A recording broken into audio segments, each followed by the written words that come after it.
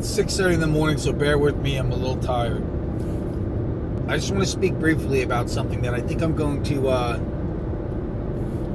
in the future, I'm going to expand on. Once I can figure out how to do the editing and stuff, I want to show some videos to support what I have to say. And one of the things I wanted to talk about was something I touched briefly in one of my first videos. And that's about the truth of the people that speak in the world. The influencers, as they're known. YouTube influencers, media influencers, social media influencers, politicians, celebrities, etc. There's like 4 classes. And they all fall into different classes. And it goes from worst to best. And unfortunately, there's a group in our society, because most people are stupid, in general, about 70-80% are below average intelligence. I know that doesn't sound right in your mind when you say, well, if it was 80%, what the average would be. No, it's median, but we'll get into that another time about how most people are, somewhat stupid. But they'll listen to that first group. Now, I'll explain what the first group is, the worst one. And then there's a group that only listen to the third group. And then you get to the better groups. But there's only a small percentage of people that have the courage to listen to the best people. The people that I would classify as the only ones you should listen to. And let me explain further what I mean. Let me pull from that. The worst group is the person that speaks only to be heard. He speaks because he likes what he has to say, or he speaks because he thinks people want to hear what he has to say. He picks a topic. He's like a Kanye West who throws out some random nonsense. And he's not actually in this group, but I'm using him as an example. Where they'll just say anything because they think, oh, so people will follow my video or follow my Instagram if I say obnoxious things or crazy things. But they're not properly educated on the subject matter that they're speaking on. They don't really know what the hell they're talking about, in other words, but they have a lot to say.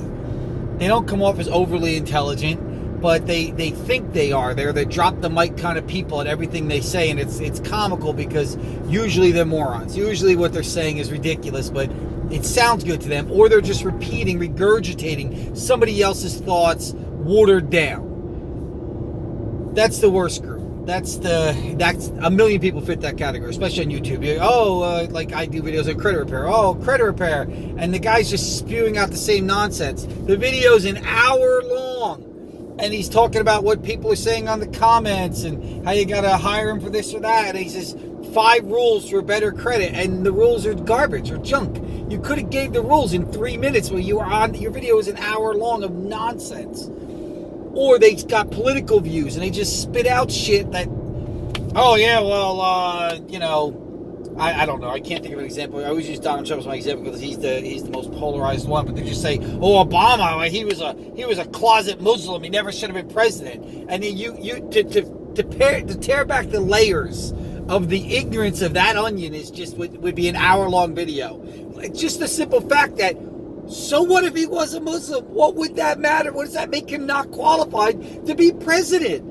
It's specifically isn't it in our Constitution that there's no religious test to hold office? The separation of church and state. Where do these guys come up with this stuff where they say if he was a Muslim, he's not fit to be president? I don't even know where to begin. But anyway, that's that group. Then there's another group that they speak on subject matter. I'll put it this way. This is a 2-grouper. There's one group that speaks because they're speaking because other people want to hear what they have to say, or they think they are. They're trying to say things to draw fans, to go viral, to make money, to push an agenda, whatever. And then there's another group where they speak because they honestly believe what they have to say. The first group is like a Candace Owens. She has nothing to do with her intelligence. She's a smart kid. She's educated, but she's like a black Tommy Lauren. She has no real opinions of herself. She comes off with a lot of conviction, and she stands by her stuff now. But if you actually knew her and saw the change and everything happen, you realize that this is my test for it. I'll just get right to the heart of it. If you take someone like a Candace Owens or Justice Scalia, another great example. and you say, well, he's a man of his convictions and he believes what he believes and, you know, this and that. You put him in a category. You say, oh, right-wing conservative, blah, blah, blah.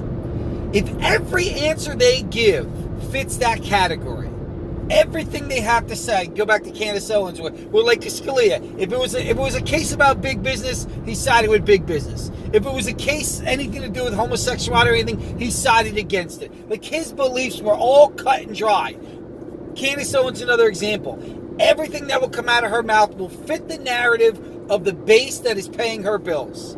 So she's valueless. She's entertaining. She's intelligent. She's very beautiful. Not that that matters, but I'm just saying she has a lot going for her. You know, she took advantage of a situation. She was advantageous. She got this sudden press. She was nobody, and then all of a sudden people were talking about her, and she jumped on it. I give her credit for that. That's an opportunistic personality. I love that. It's an entrepreneurial spirit. But she's shallow. She speaks with conviction, but it's hollow. Yeah, she might genuinely believe the bullshit that comes out of her mouth, but she doesn't understand that it was all formed just based on trying to feed her base what they wanted to hear. And she says it has to because the experience that happened to her. It's a lie. It's nonsense. She's kidding herself because she's got to tell that story.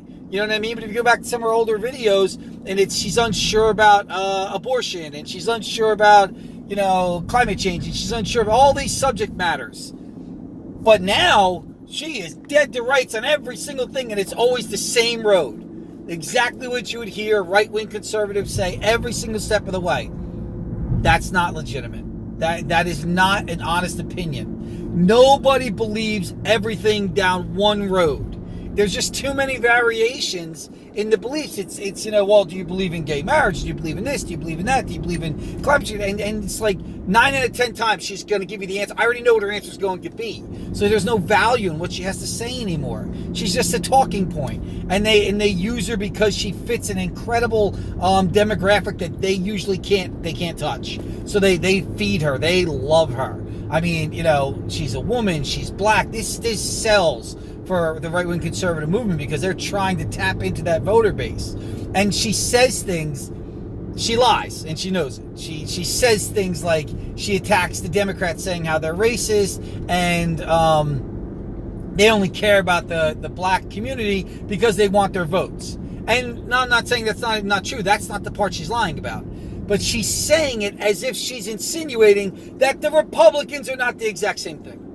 That she, by lying, by pretending that that's exclusive to the Democrats, she knows it's not exclusive to the Democrats, which means she knows she's lying. That's my point. So there's no validity to her. Well, on the other side, the people that really know their stuff, but they speak about their personal beliefs, it clouds what they have to say. And a perfect example of that is a Shapiro. Very intelligent, very articulate, no doubt about it. He knows a lot of subject matter. But like a Candace Owens, he falls under this mistake. And this is a mistake of the elite. It's a mistake of the educated. Where they make assumptions. They make a very simplistic assumption that because they will win the debate or they will express their point more thoroughly and more efficiently, they will articulate themselves better because they're well versed in the subject matter. They might be more educated about what they're talking about. They think that makes them right. And nowhere in the understanding of logic, the fact that you understand the subject matter better means that you're right in that debate. I could know everything there is about child pornography. It doesn't make it right. I could know everything there is about climate change and carbon emissions and everything else, and then tell you that climate change isn't actually happening right now. Forget about it being man-made or not man-made. I'm saying it's not even happening. And because I could spout out every fact there is like an encyclopedia and just so well-versed in all the subject matter, and I could talk to an absolute moron who would be like, well, I mean, stuff's getting hotter and they can't say anything. I would win that debate, but I'm still wrong. My opinion is still wrong. It's factually, empirically incorrect. And she's the same way. Ben Shapiro's the same way. He is great at debating. He'll get people. But his difference is his own personal bias tends to tweak what he has to say, so he's also being dishonest. Not knowingly, though. There's a difference. Candace Owens knows she's dishonest. He doesn't know he's being dishonest. He just has a bias of his religious bias comes through, and his personal beliefs come through, and he says things that, well, he knows they're not true sometimes too, but he strongly believes them. You can tell. He's not faking his conviction. And once in a while, he'll come out with an opinion that's different than what you'd expect. He doesn't match just one mold. He gets attacked. They call him, I mean, you know, when they say things like Candace Owens or Ben Shapiro say things like, they call me a neo-Nazi, you know what I mean, or a white nationalist, and Candace is black, and Ben Shapiro's a Jew, and they make it like, see, they're all morons. They know that does not mean they're all morons.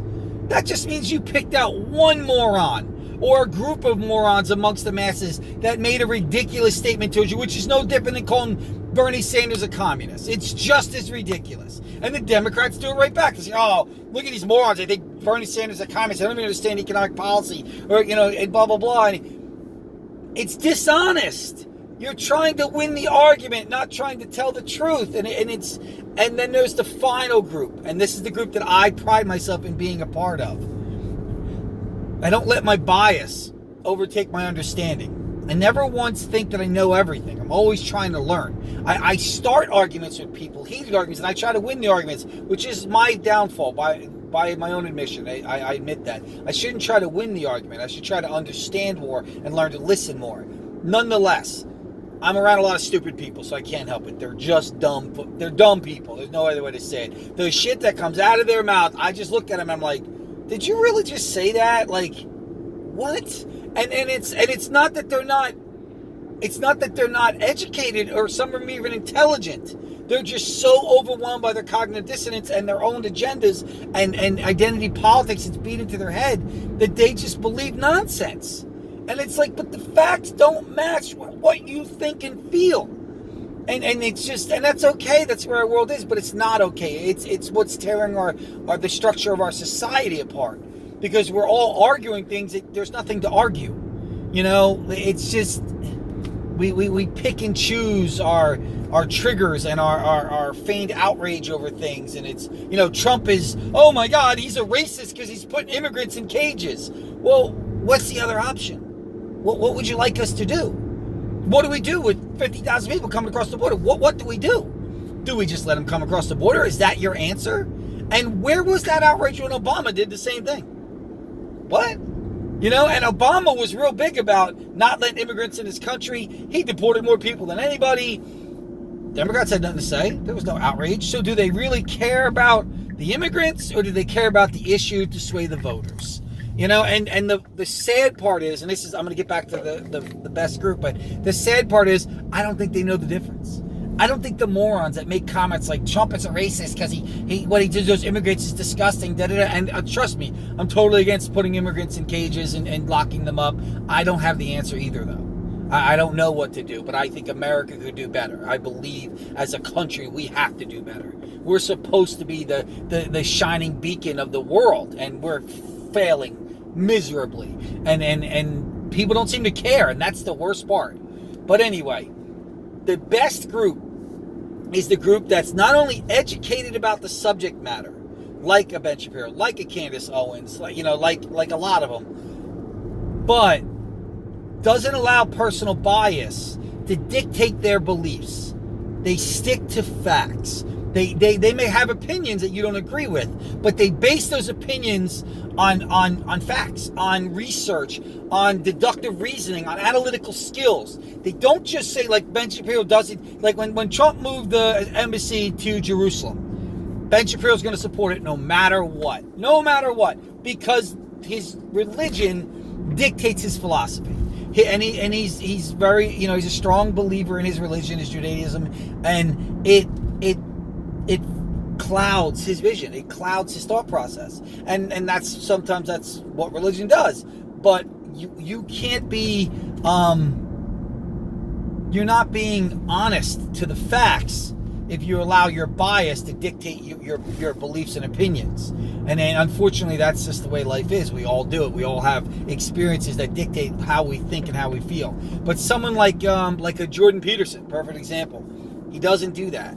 Everything he says is based on years of research, years of studying, years of reading, years of psychology work and everything. And they tear him apart, and it's like, but they're not going to get to him. He's way too smart. He's way too controlled. But everything that comes out of his mouth, there's no bias. There's no agenda. He's not trying to feed his base. He doesn't give a crap. That's why people loved him, is his rawness, his originality, and his truth. He spoke his truth. He genuinely believes what he has to say.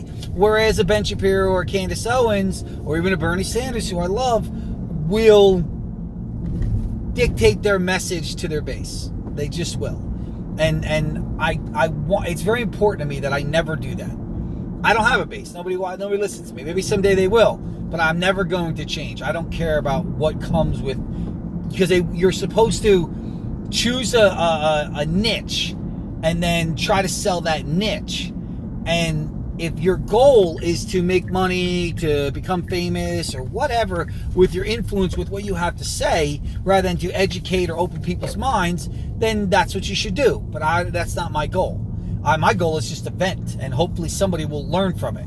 Maybe somebody can challenge me in the future to my beliefs. But that's the top tier, is the one that's not only educated on the subject matter, but also doesn't allow his bias or personal experiences to dictate reality. There's a difference. Your bias and your experiences will dictate your opinions based on analytical skills, research, everything else. Don't use a small sample size. My cat is black, so all cats are black. But that's the best group. That's the group I want to be a part of. They listen. They're constantly learning.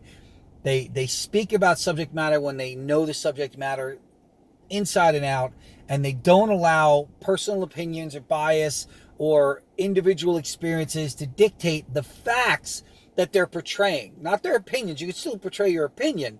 Like Ben Shapiro, a good example. He can still say that, I'm a Jew and I support Israel and everything, but he can't say that Israel has done nothing wrong in the Israel-Palestine situation. I mean, you just look at the shrinking of the map, and without getting into it's a very deep subject matter, and there's wrongs on both sides and everything. But you just, unfortunately, he can. That's how he does it, and that takes away his validity. I'm sorry. Same thing with Candace Owens. Everything out of her mouth, I already know what the answer is going to be, because it's always going to be to that one side. It's always going to be what she thinks her base wants to hear. That's it. She is hell-bent against abortion now. Like, oh my God. She goes off on it. And then if you watch an old video of her, she's unsure about the subject matter. Yeah, she did say, when I come out, I will come out with strength on the matter. But she comes out with conviction and of belief that you can't just come up with that. Like, it doesn't work that way. You know what I mean? And she speaks about how she was raised a liberal, but she always had conservative values. And it's you're saying what people want to hear. That's what you're doing. You're really good at it. I wish her all the best. But Jordan Peterson, he don't care who he pisses off. He's gonna say the truth. That's it. You know what I mean? That's just the way it is. And I like that. That's what I strive to be. You know what I mean? I may never be as educated or as articulate, but his truthful speaking, I'm drawn to that. I like that. And I think everybody should aspire to that, is to not allow our personal experiences to dictate our facts or our understanding of the universe. And we do that. We give advice in relationships based on something that happened to us in our relationship. He was mean to you. You got to get rid of him, because we really wish we would have gotten rid of the person that was mean to us. And I don't want to be that person. I hope that someday I can rise above that.